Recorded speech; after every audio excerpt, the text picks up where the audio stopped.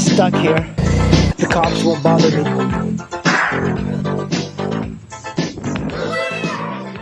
Alright, squids, I am about to tear down this bike because if you watched one of my previous videos, I stopped the bike. You know, I was out riding on some back roads. I stopped the bike and I had a really hard time starting the bike back up.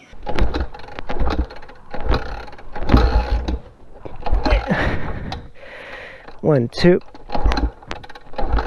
The only way I got it to start up was rolling it down a hill, and I never had that happen before. So what I'm thinking is that my valves might be off, and I think I'm going to check them. So in order for me to check the valves, I'm going to have to remove everything here. It's not too difficult, so let's go ahead and get started. Make sure that the engine is cold, because metals expand, so you don't want to take the wrong measurements off the valves. All right, first thing we got to do is get the shrouds off. Let's remove this bolt down here. This is the shroud, the plastic shroud. On this side, they come out pretty easy. So I think I'm just going to leave the shroud on the last bolt. Now let's remove this seat. There's a, this is a 12 millimeter bolt. And now we should be able to lift up.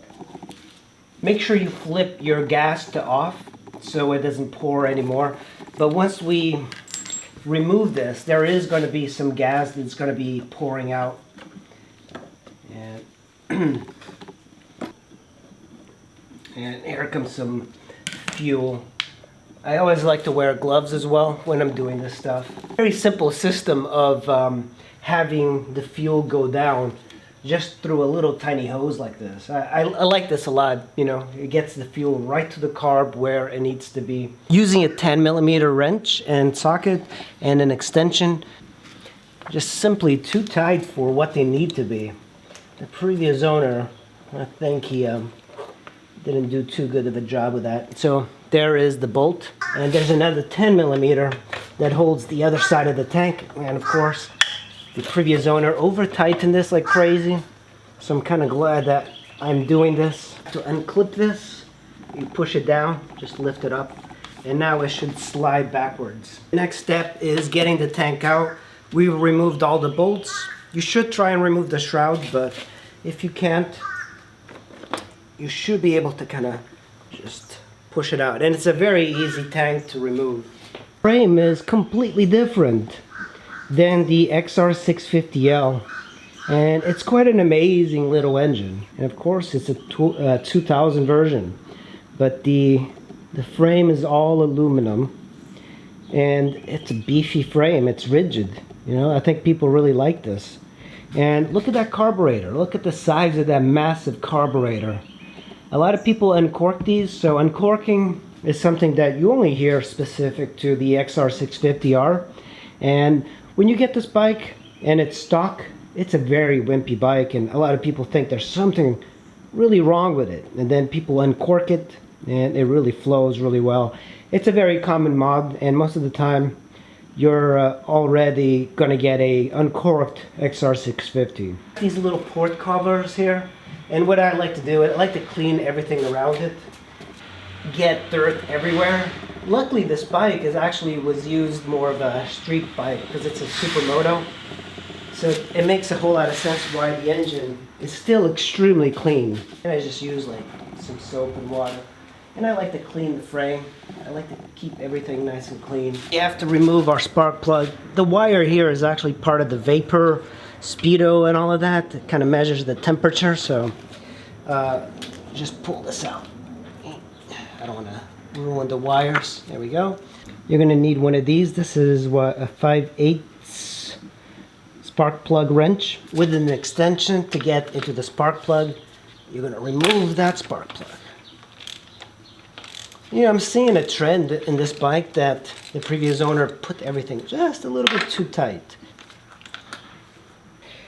You know, also, I think that this might be one of the reasons it was a little bit hard starting the other day. The spark plug is pretty nasty. Normally when you do a valve adjustment, you should remove this entire thing, but I was reading up online, and one of the things you can do is just remove this bolt, and there is a mark in there, the T, that I think I probably don't even need to remove this, so I'm not going to try. If I can't do it without removing it, I'll just, take it out. But what we're going to do is going to put the 6mm wrench in here. Then I'm using like an extension here, and that's it. You just heard that snap. That means that it just broke loose. Make sure when you remove this using a 6mm wrench and key that there is a rubber gasket on it. Make sure it doesn't stay in the little port. So for a valve adjustment, you're going to need a set of feeler gauges, and you can see this is a metric one, and for this bike there's just a few sizes that you really need, but you can tell that I bent some of these because I have tried to fit them in different bikes and stuff. So you're going to need a set of feeler gauges. They're pretty inexpensive and they come as a set, so you don't really have to keep buying them. But on this bike it's relatively easy to adjust the valves, and that's something that Honda, I really appreciate from Honda, is having these type of valve systems instead of the ones that use shims that require a lot more work. You're also going to need a wrench like this to get into the socket or into the nut in the rocker arm. It's a 10mm. It is better having the ones that are closed, but this works for me. And then the only other tool you're going to need is a flat screwdriver that you're going to use to get into the screwdriver or the screw on top of that rocker arm. Very simple system. Don't need a lot of tools. And there are bikes like the NC700X. It uses the same sort of system, and that's a very modern bike. So something that I really appreciate from Honda is that they are still using this. XR650R that I really like is that the valves are adjusted, and all you have to do is remove these two bolts. They're 6mm and 6mm here. This is one side and this is another side. So this is normally called the intake because that's where the carburetor is, and this is the exhaust valves, which is facing the header. Remember, 6mm. And when you put it back, remember this is soft metal and you don't want to strip it. So I'm going to get on this side now. Using an extension, it makes it a lot easier. And once I break it, I just use my hands to kind of twist it out. There we go. This is the plate I just removed. Try to pay attention to this O-ring. Just make sure that it's not ripped. There's nothing wrong with it, because if it is ripped, I would just get a different O-ring. Let's remove the exhaust valve cover. On this one is a little bit harder because there's the radiator's in the way, so especially on the left side. A good way of removing the other bolt is just by reaching a small wrench this way and getting it on here and just undoing it with your hand. Make sure you hold on to the bolt when you're pulling it out. Alright, with both the covers off, we're able now to see the arms kind of move up and down. What the key is, if you move the bike, you should be able to reach like top dead center. I decided to put a jack underneath and lift up the bike because one of the problems is that I need to be on the left side to see where top dead center is, and using the kickstart, it could work, especially if you have somebody to help you, but I need to use the rear wheel to rotate the engine. One thing I'm going to be doing, I'm going to shift onto fifth gear, and you have to kind of move the wheel once in a while so it shifts. And the reason I'm putting it in fifth gear is that it'll be easier to rotate the rear wheel if it's in the top gear. Take my rear wheel and I will rotate it, and I'll pay attention to the mark over there. I see my intake valve going down at this point, so that means that my intake is going up. And you have to look in this hole. There's this notch right here, and when that notch hits the T, that means it's top dead center. There is an F. You get an F at first, and then you rotate the wheel just a little bit, and you should be able to find the T, and there's the T. Rotate the engine, or rotate the wheel, you should be able to see those rocker arms go up and down, And you want to find top dead center, so that intake is going down and now it's coming back up. So if you do this, that's how you find top dead center and how you adjust them. These are currently down, and when I rotate the wheel a little bit more, you will see them coming right back up. So the first mark that you're going to be seeing is an F, and shortly thereafter there's going to be a T. And the point is not to go past the T. And if you go past the T, you need to go back to your, or just crank it again. You don't want to go past it and then just come back. There's a little play on the rockers. I think we found top dead center. That's it. Now we can adjust our valves. Intake part, which is this that we're checking first, should be at 0.15. And with my 0.15 feeler, I cannot get in there. And I cannot get into this one as well. So what that means is that the feeler, or the this is way too tight. So what I'm going to do is take a 10mm wrench. There we go. It's pretty tight. And I'm going to loosen this one as well. Don't want to strip or do anything. You see I already backed out the nut a little bit by mistake. This is a 0.15 feeler gauge under that shim, and it should go in without any problem. The problem here with this is that it was way too tight. So I'm going to take the 0.15 and I'm going to slide it in. And I'm going to take a screwdriver. I'm going to back it up just a little bit. And it actually helps to have this in here so you're not backing up any of the... You want to slide this and feel. That's why they call it feeler gauges. This was way too tight on the intake, so there is a little drag. You can feel it. You can back it up. You can actually tighten it a bit, and you can see it's way too much. So that's perfect right there. So what I do now, I'll remove my feeler gauge. You want to put your screwdriver here and hold it to tighten the nut here. And we'll give it a little bit more of a twist, but I want to make sure that I can put the feeler gauge again.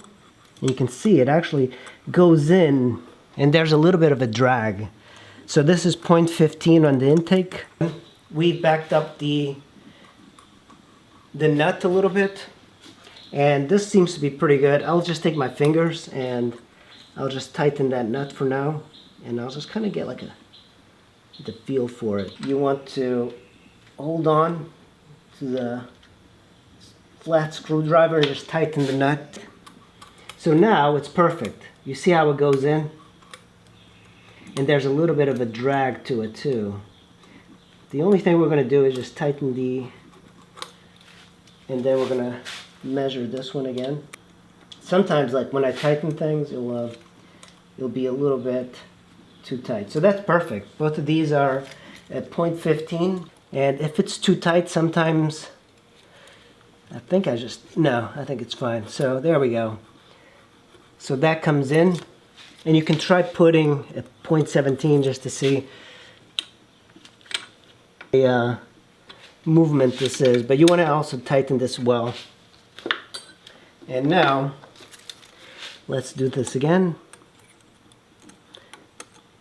That's my 0.15. This one's a little bit too tight. Yep.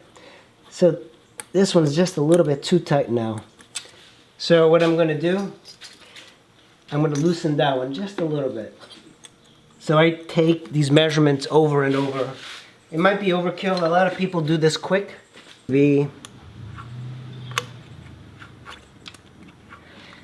And that's where you put the shim in order to measure it. You can try different shims.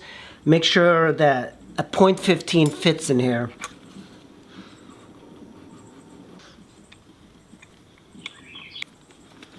That is the beauty of this bike. You know, there's like these little cover holes that make it easy to adjust valves.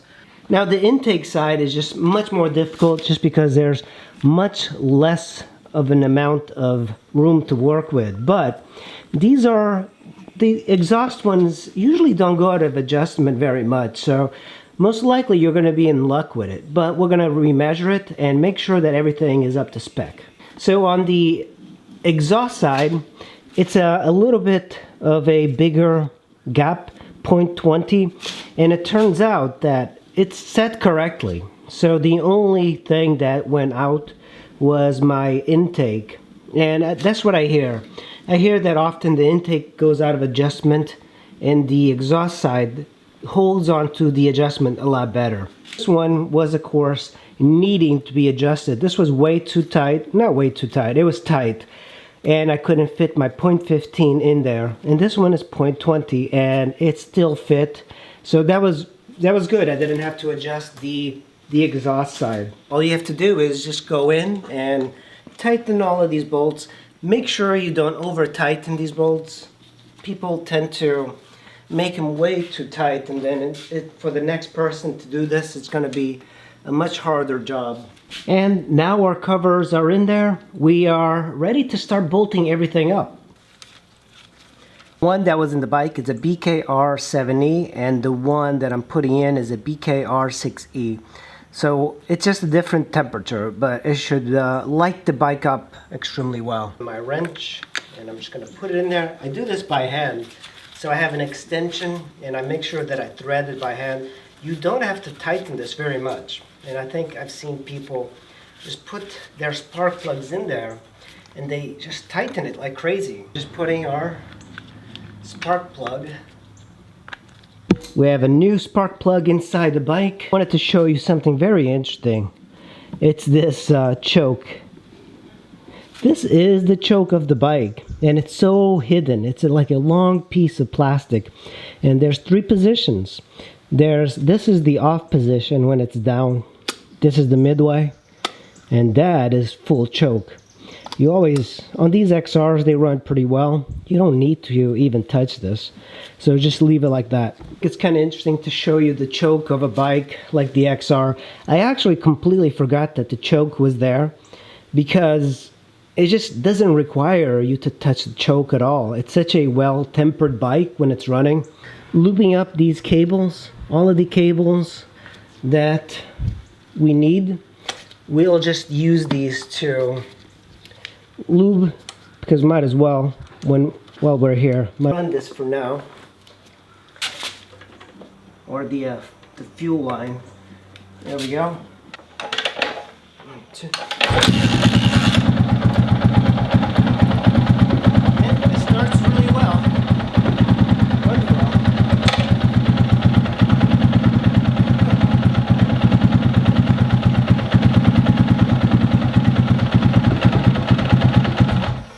Alright, the bike starts fairly quickly, so I think we've done well with the valve adjustment, and of course the spark plug definitely helped. Guys, that's how you adjust the valves on an XR650R.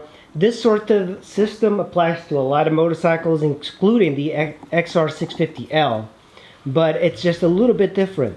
So if you're interested in learning how to do the valves, there's a lot of people online that have done them. There's Jake the Garden Snake that he's very good. He made a very entertaining valve adjustment video, so his is really worth watching, especially for the XR650R. The only thing I'm going to be doing now is taking the bike out for a short stroll just to make sure that it's riding properly. So if you hear any sort of tappets or any weird noises coming from the engine, stop the bike and readjust the valves. But there shouldn't be any problems. It's a very simple system to adjust. And thanks for watching. I will see you in the next video.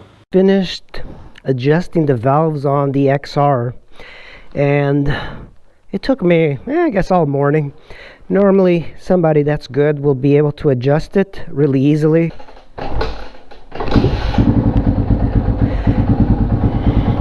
There's a technique to starting this thing, but I'm not very good at it, so, but it sounds very quiet. So my intake valves were a little bit loud,